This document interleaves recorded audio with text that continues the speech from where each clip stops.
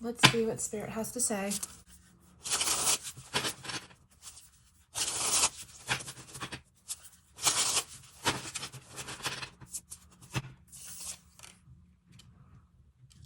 Okay, so maybe just starting to see that what your plans are doing, they're working. It's giving you that first breath of fresh air. It's just that breath of like, okay, I think this is going to work. I think this is happening here. You really are shooting high, which is wonderful. You have the 9 of coins following the 6 of coins. And then the Wheel of Fortune. This may be an idea that you picked up that didn't work out before, but like you're really hoping that it's going to turn around again. This time you replanned. And the problem was, well, it just says last time your investment did not take. The 3 of Swords. And I will make you whole comes up, but you're still kind of like, this is like the third in a series of investments that you've made. And when the last 2 didn't work out, this 3, it will work out, but you have the 9 of coins divided by 3. So it's like making whole what you had lost before. Okay, so it's not that much of a gain. It's more like getting back to 0. You have the 7 of Cups as how people see you. And so, you know, in that case, when people see you as the 7 of Cups, they see that you have a lot of potential. They're always working on something. The Spirit is saying that you have to stick to something at some point, because otherwise you're just this person that keeps starting these ventures but never finishes them. All right, so we have the King and Queen of Coins here. You have 2 people who may not have showed you how to have a very stable, like, I guess, career and finances. The Empress, frivolously spending. And you've had to sort of learn your way out of that. You kind of had to uncondition yourself from thinking like that. The 5 of Cups is upside down here.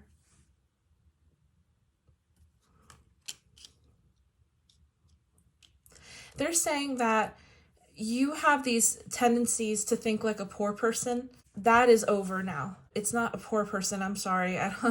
It's like somebody who's mismanaged their money and their investments, their endeavors, and it just says you're definitely unlearning that. And the point that you're at right now, the worst is over. We have the 9 of Cups here. Be careful of investments that seem too good to be true. And make sure you know everything there is to know about getting into that particular one, because it says that you're still you have a knack for it now, that you can start building on it. But it still says that you're going to run into problems with the 9 of Cups upside down. That you just will. A lot of competition. I feel like it's Bitcoin or I'm sorry, crypto. And here's the King of Swords.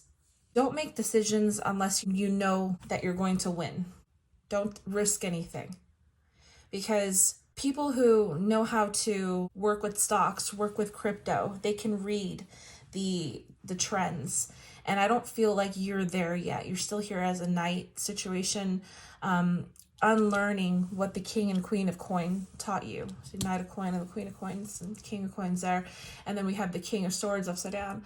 So that's telling me that it's like when there is a learned person that knows when to strike when it's the right time, you haven't quite learned that yet. So you have to be more sure of your actions instead of just risking it. Any more from Spirit? Let's see.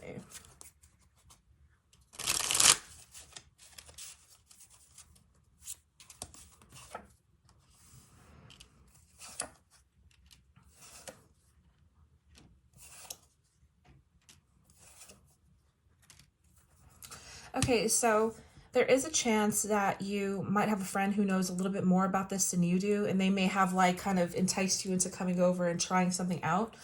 Don't pay attention to anything that they say. Anytime you're going to invest your cash, all right, anytime you are going to do it, don't go in. It just basically says make sure you know everything that you're getting yourself into, because I feel like you make the decision based on like, oh, this sounds like a good idea, but not knowing all the specifics, and then you get crushed. And that's why it hasn't worked out in the past.